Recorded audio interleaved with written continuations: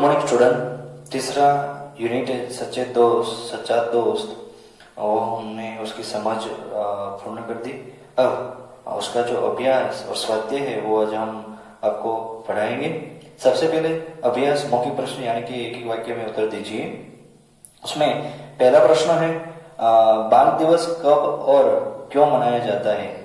तो उनका उत्तर है बाल दिवस 14 नवंबर को मनाया जाता है क्योंकि उस दिन चाचा नेहरू का जन्मदिन है इसलिए। दूसरा प्रश्न, नेहरू जी ने बच्चों से क्या पूछा। नेहरू जी ने बच्चों से पूछा कि तुम सब कैसे हो, तुम लोग खेलते हो, ऐसा प्रश्न है नेहरू जी ने पूछा। तीसरा प्रश्न, किसको वर्षा में भीगना अच्छा लगता था, बच्चों को या पुस्तकों को। तो उसका उत्तर है बच्चों को वर्षा में भीगना अच्छा लगता है। चौथा प्रश्न है बरसातियां किसने किसे भेजी थी। तो उसका उत्तर है बरसातियां प्रधानमंत्री दफ्तर से प्रधानमंत्री ने पिछली मुलाकात में मिले बच्चों को भेजी थी। यहाँ पर हमारे जो वन सेंटेंस के जो प्रश्न है वो पूर्ण होते हैं। उसके बाद जो सही गलत जो प्रश्न है वो है सही के सामने हमें यानी कि विकल्प सही चुनकर लिखना है। तो पहला विकल्प है चाचा नेहरू कहाँ गए थे, इलाहाबाद, दिल्ली ही। तो उसका उत्तर है इलाहाबाद। दूसरा, बच्चे नेहरू जी से कहाँ मिले, विद्यालय में मिले, आनंद भवन में मिले, संसद में मिले या राष्ट्रपति भवन में मिले। तो बच्चे नेहरू जी को आनंद भवन में मिले थे। तीसरा प्रश्न, बच्चे कौन कौन से खेल खेलते थे, गुल्ली डंडा, बैडमिंटन, रस्सी कूद। तो बच्चे तीनों खेल खेल रहे थे। यहाँ पर जो लास्ट वाला ऑप्शन है वो आएगा, तीनों उत्तर सही है। पार्सल कहाँ से आया था, प्रधान अध्यापक के दफ्तर से, प्रधान डाकपाल दफ्तर से, आनंद भवन से कि प्रधानमंत्री के दफ्तर से। तो उसका उत्तर है प्रधानमंत्री के दफ्तर से पार्सल आया था। पाठबोध है किसने किससे कहा, कौन बोलता है और किसको कहता है। वो परीक्षा में पूछा जाता है अक्सर और हमें भी लर्न करना है। तुम लोग पहला प्रश्न, तुम लोग क्या खेलते हो, कौन बोलता है और किसे कहता है। तो चाचा नेहरू ने बोला बच्चों से। हमारी पुस्तकें भीगना पसंद नहीं करती। तो एक छोटा लड़का बोलता है चाचा नेहरू से। तीसरा, मेरी पीठ पर चाचा ने यहाँ थपथपाया, लड़के ने अपने मित्रों से कहा। बताओ चाचा नेहरू ने आप सबके लिए क्या भेजा है। तो उसका उत्तर है प्रधान अध्यापक ने बच्चों से कहा। अब दूसरा वाला जो प्रश्न है, नीचे दिए प्रश्नों के उत्तर लिखिए, वो हम आपको बाद में सिखाएंगे। आइए विचार करें। बच्चे पंडित नेहरू जी से मिलने आनंद भवन गए। क्या छोटे बच्चों का पंडित नेहरू से बरसातियां मांगना सही था। क्या किसी से कुछ मांगना सही है।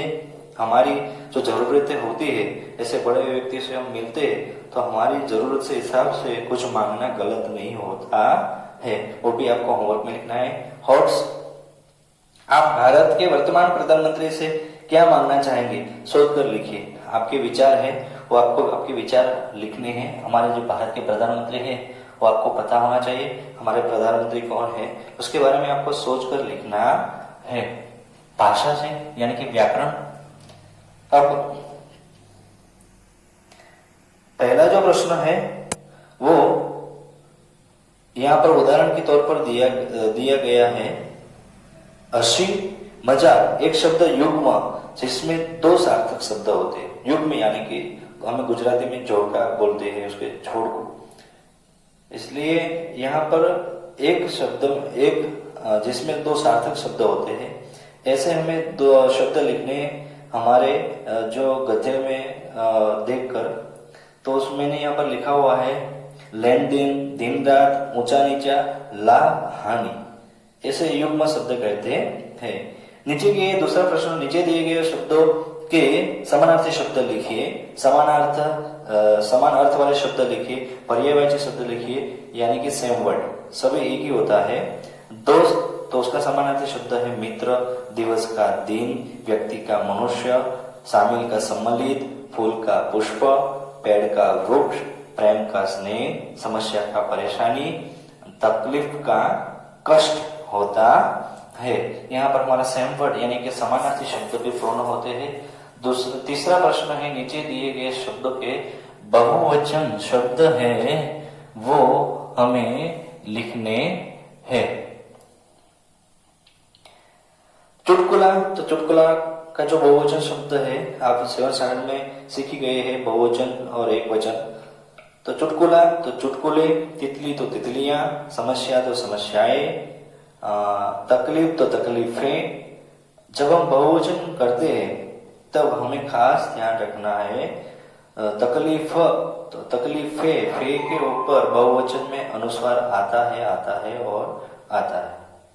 बरसाती तो बरसातियां, बरसातियां, सलवट सलवटे, फ्रॉक तो फ्रॉके, खुशी तो खुशियां। अब नीचे दिए गए वाक्यों में सर्वनाम शब्दों को बहुवचन में बदलकर वाक्य दूसरी बार लिखिए। यहाँ पर उदाहरण चौथे प्रश्न में दिया गया, मुझे एक छोटी सी तकलीफ है, तो सर्वनाम शब्दों का बहुवचन करना है, ओनली फॉर सर्वनाम, जो शब्द है उनका बहुवचन हमें करना है। तो सबसे पहले मुझे एक छोटी सी तकलीफ है, तो हमें एक छोटी सी तकलीफ है। उसी तरह तुम क्या खेलते हो, तो तुम लोग, तो तुम है उसका हम साथ लोग लगाकर सर्वनाम का प्रयोग करेंगे, तुम लोग क्या खेलते हो। अब मुझे चलना चाहिए, अब हमें चलना चाहिए। मैं तो पूछना ही भूल गया, हम तो पूछना ही भूल गए। पता नहीं उसे मेरी बात याद रही या नहीं, तो यहाँ पर उसे सर्वनाम उनका बहुवचन करना है, तो उसी का बहुवचन क्या होगा, उन्हें। पता नहीं उन्हें मेरी बात याद रही या नहीं।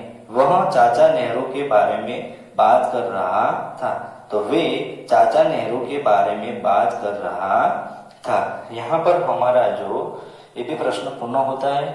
उसके बाद क्रियाकलाप, बातों बातों में, इस वर्ष आप बाल दिवस कैसे मनाना चाहेंगे, बाल सभा में कौन कौन से कार्यक्रम प्रस्तुत करना होंगे, इसके बारे में कक्षा में चर्चा कीजिए और कार्यक्रम एक प्रश्न में नहीं लिखना है मेरी कलम से।